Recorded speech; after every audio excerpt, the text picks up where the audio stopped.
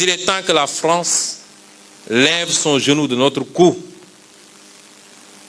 7 siècles de misère fait de traite humaine, de colonisation et aujourd'hui de néocolonisation, cela suffit. Il est temps que la France nous foute la paix. Il est temps que la France prenne exemple sur ses voisins européens. L'Allemagne est la première puissance économique d'Europe, loin devant la France. La 3e ou 4e puissance économique du monde. L'Allemagne n'exploite aucun pays, aucune colonie. Je peux citer l'Italie, je peux citer l'Espagne, qui avait des colonies avant, mais qui n'exploitent personne, qui ne font pas ingérence, qui n'imposent pas des dirigeants dans leur ancienne colonie. Au nom de quoi la France croit pouvoir continuer à nous imposer des dirigeants, à faire des choix à notre place. Cela doit cesser et l'Afrique nouvelle, la jeunesse africaine, les élites africaines, la diaspora africaine dit non, ça ne peut pas continuer. L'hypocrisie de cette France se vit et s'exprime tous les jours. Prenons exemple du cas du Mali et du Tchad. Au Tchad, où le processus constitutionnel a été interrompu, la France a applaudi et son président est allé consacrer le nouveau roi. Au Mali, où ce n'est pas le processus constitutionnel qui a été interrompu, mais le processus de transition, la France a condamné et même a pris ses clics et ses claques pour dire qu'elle quitte le Mali. Ça, c'est de l'hypocrisie. C'est le 2 poids, 2 mesures. C'est le double langage que la France tient en Afrique.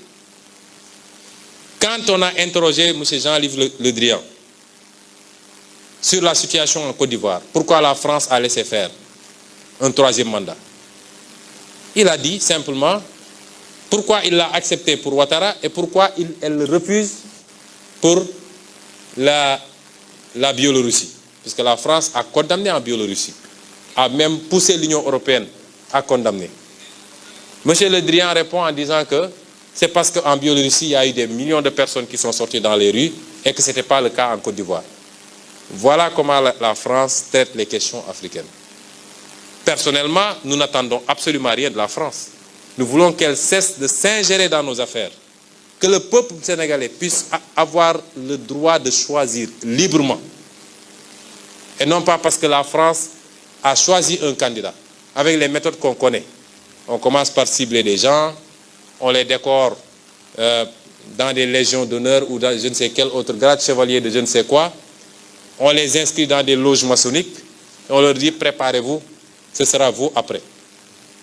Même l'hypothèse où Macky Sall ne pourrait pas passer, nous savons qui est en train d'être préparé par la France.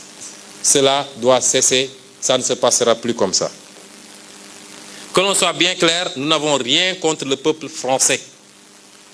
Et en France même, des voix politiques et citoyennes se lèvent pour tenir le même discours que celui que je suis en train de vous tenir. Les députés, par exemple, Madame Frédérique Dumas, qui intervient régulièrement sur la tribune de l'Assemblée, qui écrit régulièrement au ministre des Affaires étrangères, puisqu'elle est membre de la Commission des Affaires étrangères, pour soulever ce comportement injuste de la France vis-à-vis de l'Afrique, tient le même discours que nous.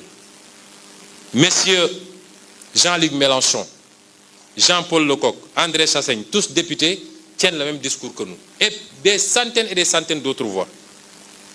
L'ONG Survie, comme d'autres ONG, font un travail extraordinaire dans le même sens. Nous disons à la France d'écouter ces voix qui lui parlent de notre schéma, d'une autre collaboration entre l'Afrique et la France. Beaucoup plus juste, beaucoup plus équitable, mais beaucoup plus durable. Si elle sait l'écouter, je crois que nous aurons de beaux jours devant nous dans le cadre de la collaboration. S'il ne sait pas l'écouter, pensant pouvoir continuer à fonctionner comme du temps de nos grands-papas, cette jeunesse africaine ne l'accepte plus.